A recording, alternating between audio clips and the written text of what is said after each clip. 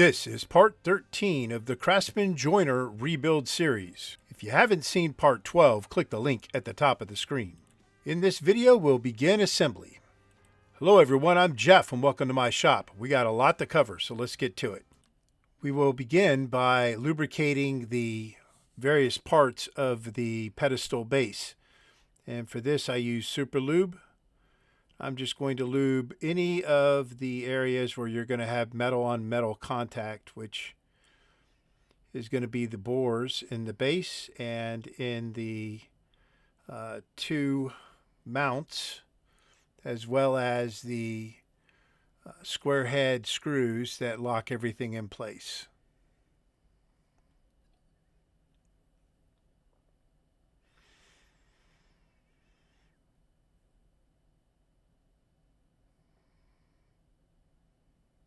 And we'll just get those screws started, and then we'll go ahead and put the base on the floor.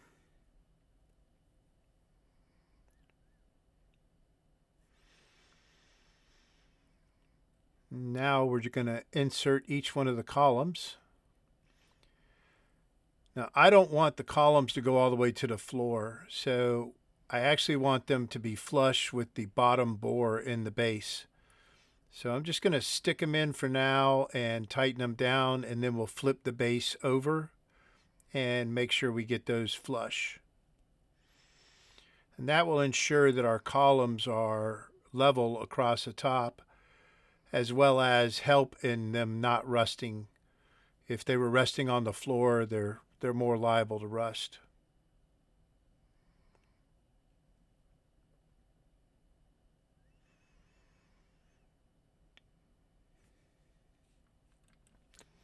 Okay, so we'll just flip that over, and then we'll go back and loosen each one of those screws up and get those columns flush with that bottom bore.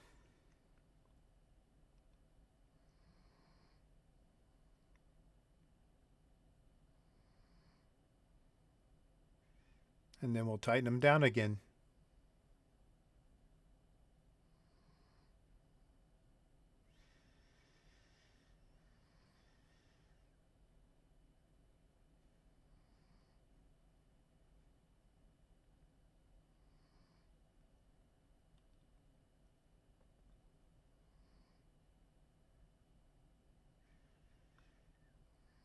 There we go.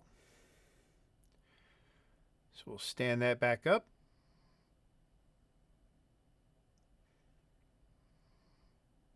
And just make sure they're good and tight.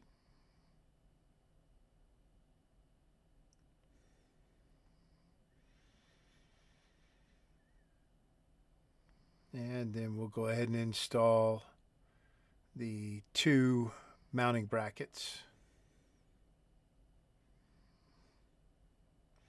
And again, we'll get these flush on the top side of them with the columns.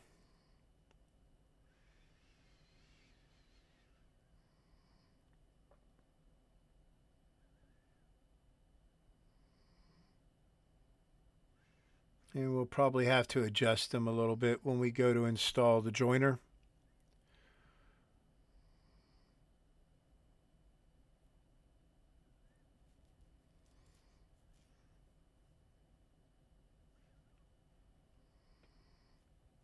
And what I didn't show here is I've got basically these soup cans that were sitting inside those columns that keep debris from going down in there.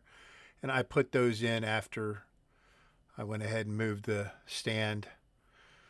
All right, so next we're going to install the scale on the protractor. And for this, you're going to need number 4, 1/4 inch long or shorter drive screws.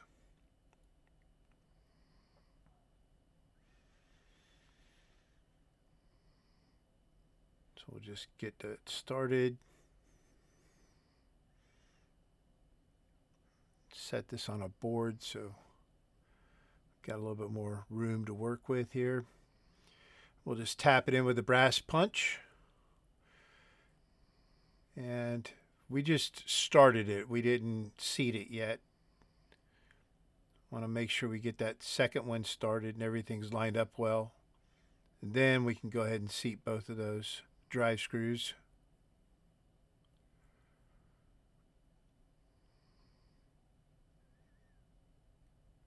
Okay. So next we're going to go ahead and apply some paste wax. This is Johnson's paste wax, floor wax basically, to all of the bare metal areas that are on the slide as well as the fence.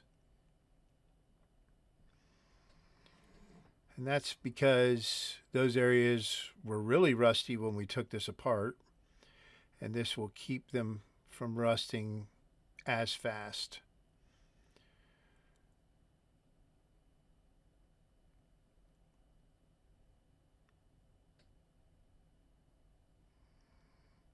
And since Johnson's doesn't make their paste wax anymore, pretty much any floor, carbonuba, cabonuba, however you say it, wax will do.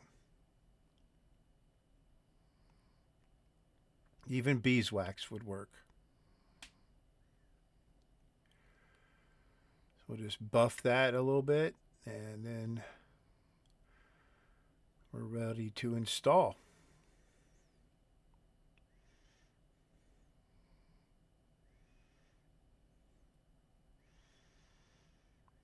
And anytime I've got metal on metal contact, it's either going to get grease or it's going to get wax.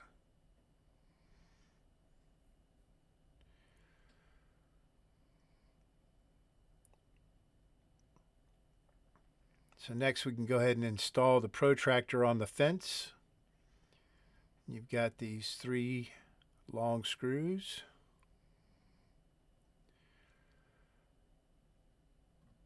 And just screwing this thing down probably wouldn't work great because it's got a little bit of play in it. So we'll get it started, or all 3 of these screws started, and then we're going to flip it over and get it kind of flush with the fence face.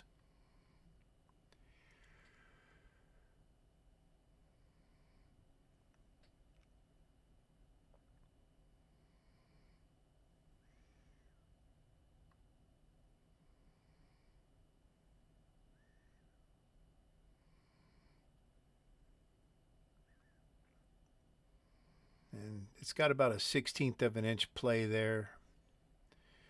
So I'm just going to flush it up as best I can and then tighten down these screws.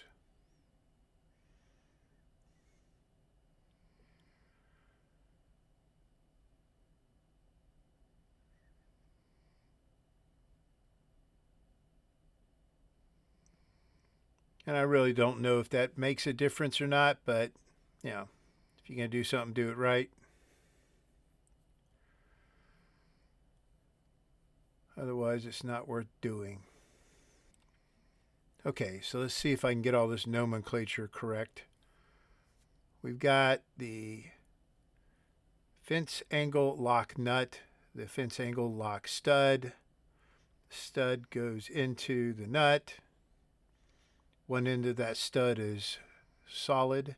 You got the slide, and I forgot the washer. So I had to fabricate another fiber washer because the original was completely gone. So I just made it out of gasket material.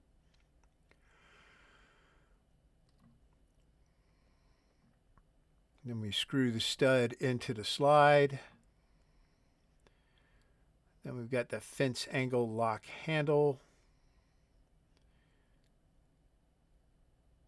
And then we've got the screw. The screw gets tightened all the way down into the stud. It'll bottom out inside that stud. And then there will still be play in the handle.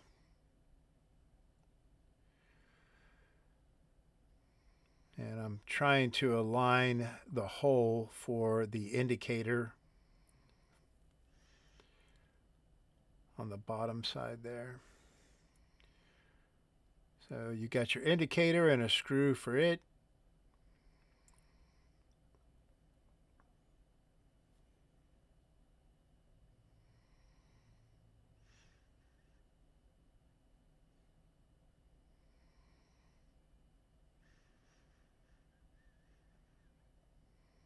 And we still got a adjust that slide a little bit so that that indicator can fit between the protractor and the screw that holds it in place, like so. And we can tighten it down.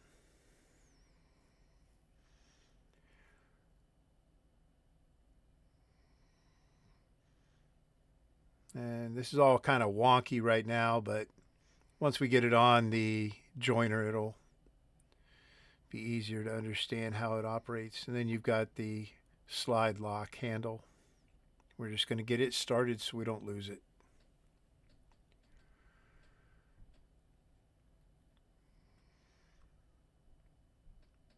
So next we need to go ahead and apply wax to the fence. There's two small sections on the back side of it that we need to wax as well. So again, we just spread it on there and then we buff it off.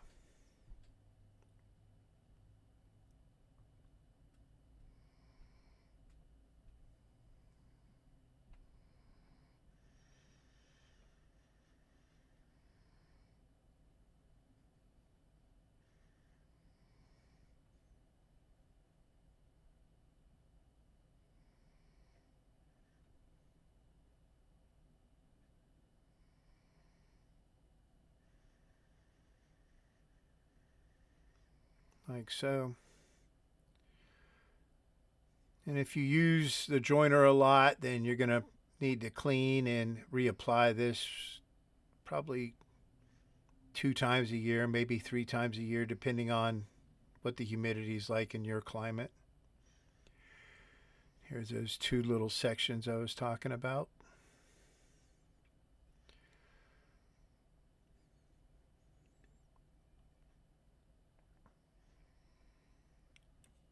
Okay, so next we've got the sliding guard and hinge assembly. And this gets attached via 2 screws with outer lock washers. I'm just going to use a board here to kind of level that.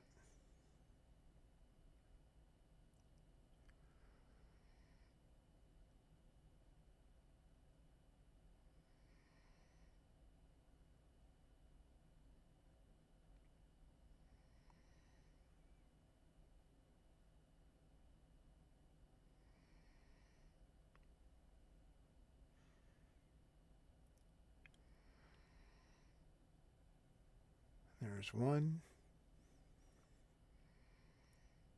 And there's the other.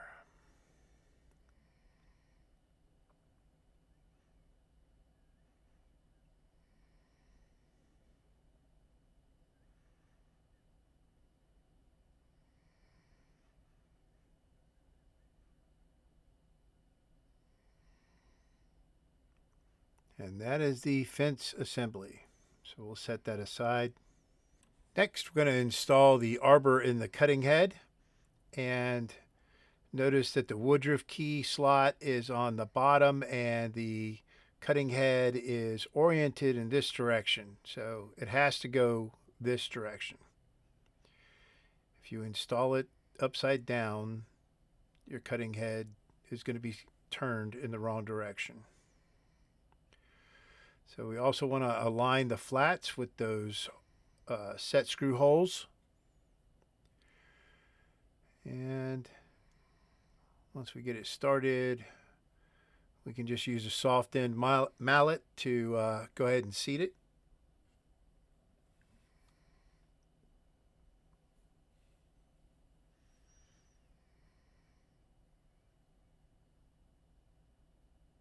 And then we'll rest it on some boards to go ahead and get it further through, like so. And then we just need to align those flats with the set screw holes.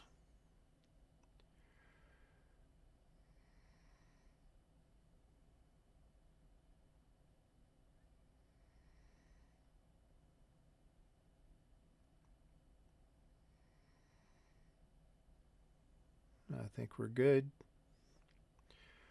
So we have 4 set screws that go in here. two in each hole, one on top of the other. They kind of jam against each other and stay nice and tight. This was, I don't know what year Loctite was invented, but probably prior to Loctite, this is how they did things.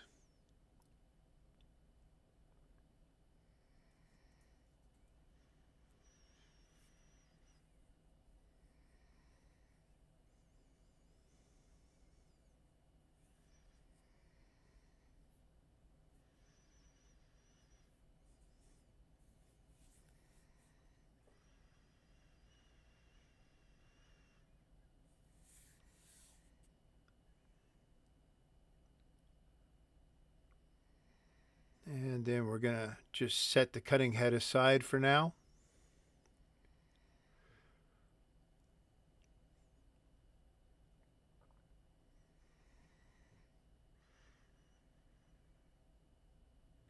Okay, so here we have the joiner base, and we're going to go ahead and install the front cover. That's that engine turned panel. And for this we need a different size drive screw, a number 8 drive screw. We need 2 of those.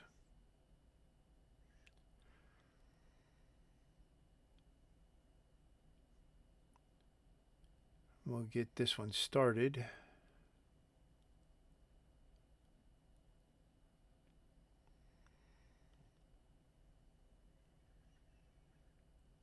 Doesn't want to sit in there, but we'll get it.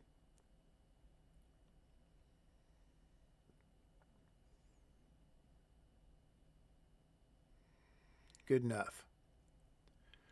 Well, maybe a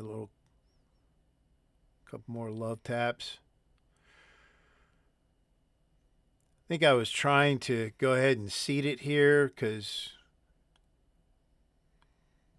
it only fits one way, but yeah, no big deal. So we're going to flip it over, do the other side.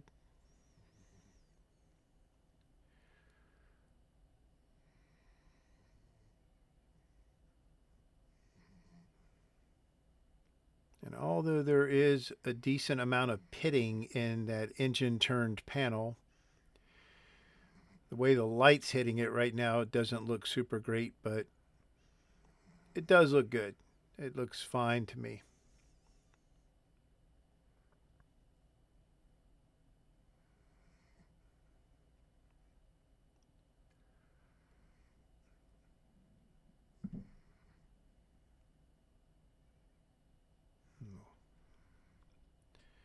Try to get that all pulled nice and tight before we seat it.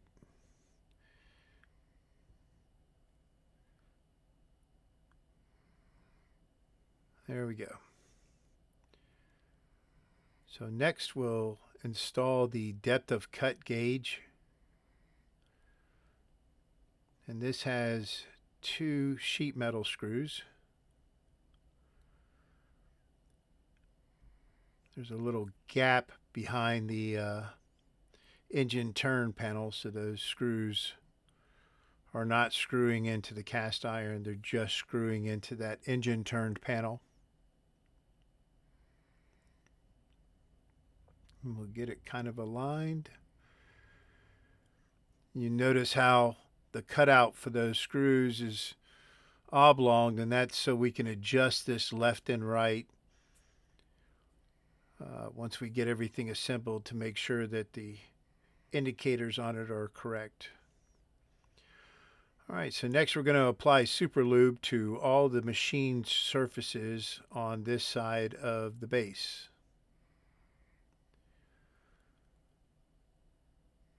I'll speed this up.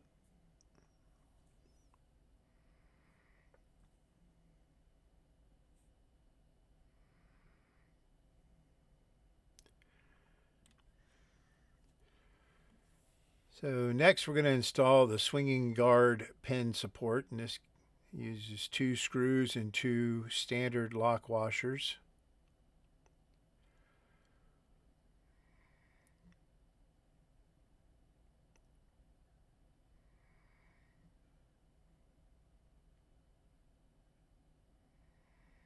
And someone was smart enough to make sure that those screws are kind of offset, so there's only one way this thing can go on there, so you're not installing it upside down.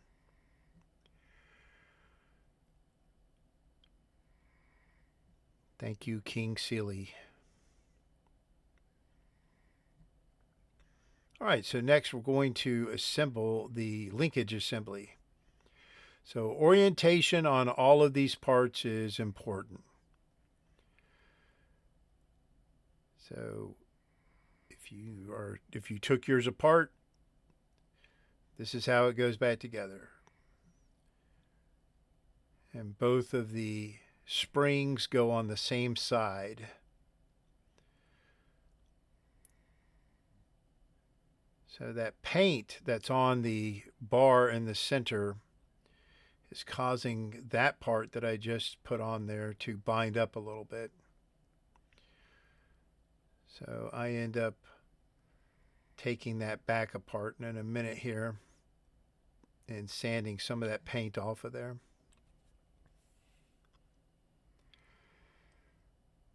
Yeah.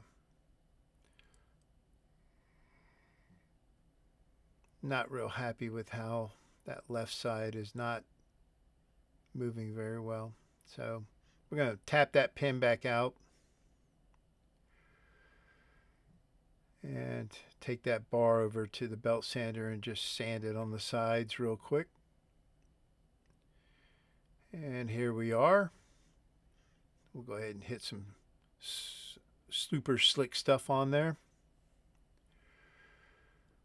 and then reinstall it and make sure that everything is oriented correctly.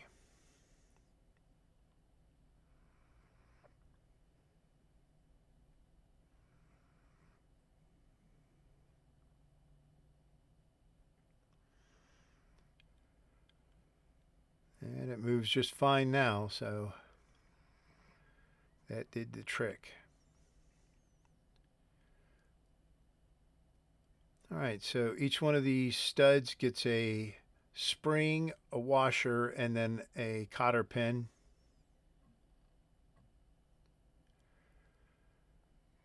And the washer is used to capture the spring, and then the cotter pin locks it all in place.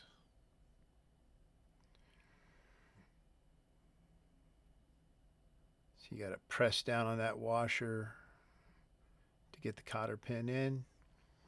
And what this is doing is applying pressure to these pivots so that they're not all loosely swinging. So there's some resistance against them with this spring.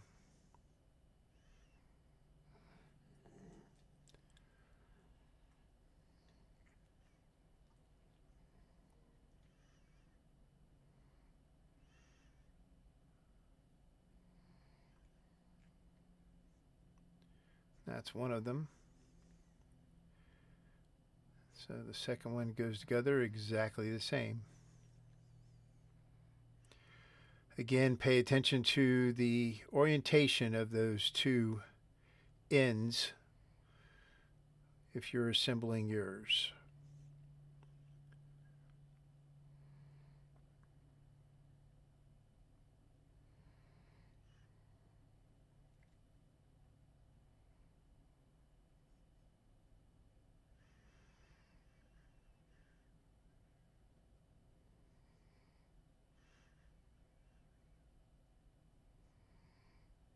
Because the diagram in the owner's manual is not a very good picture.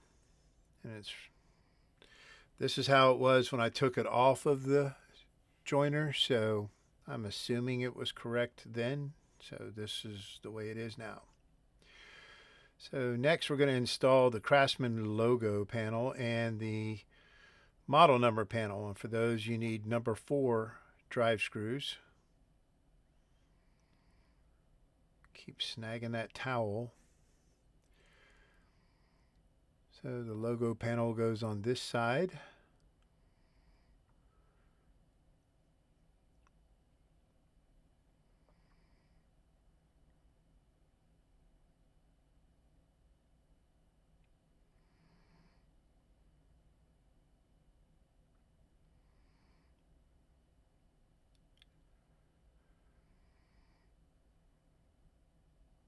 Then we'll go ahead and seat both of those drive screws with a brass punch.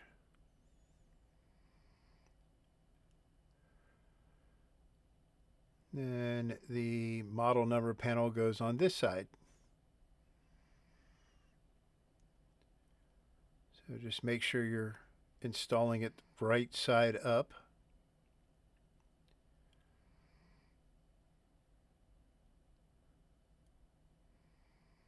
Otherwise, you're going to have to pull it off and do it all over again.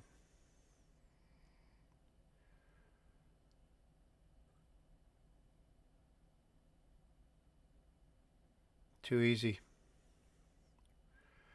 Next, we're going to go ahead and lubricate the bore for the swinging guard insert. And there's a little pin on the right side of that recess there. I'll show you in a second that the bottom of the insert on the lip there, it's got a little cutout, and that needs to sit over that pin. Wouldn't sit flush if you don't have it lined up. So this is the bushing.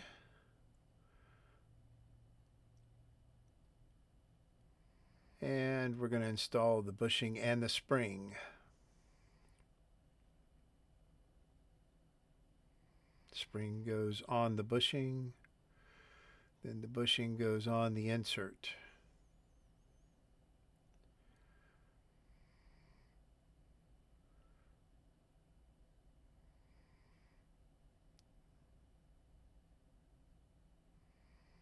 You got to get it lined up, otherwise it doesn't want to sit on there right. All right, so the screw that locks the spring and the bushing and the insert all together is under tension because of the spring when you line it up with the hole it needs to go into. So, and there's not a lot of tension there, but there is some, so getting that lined up is kind of a little pain. But that is going to wrap up this video. I hope you enjoyed it. If you did, please like and subscribe. Don't forget about all the good links and information that's in the description section below the video. If you have any questions or comments, leave them in the comments section. I'll get to them as soon as I can. In the next video, we will hopefully finish assembly, but we'll be continuing it. I appreciate the support, and as always, I will see you next time.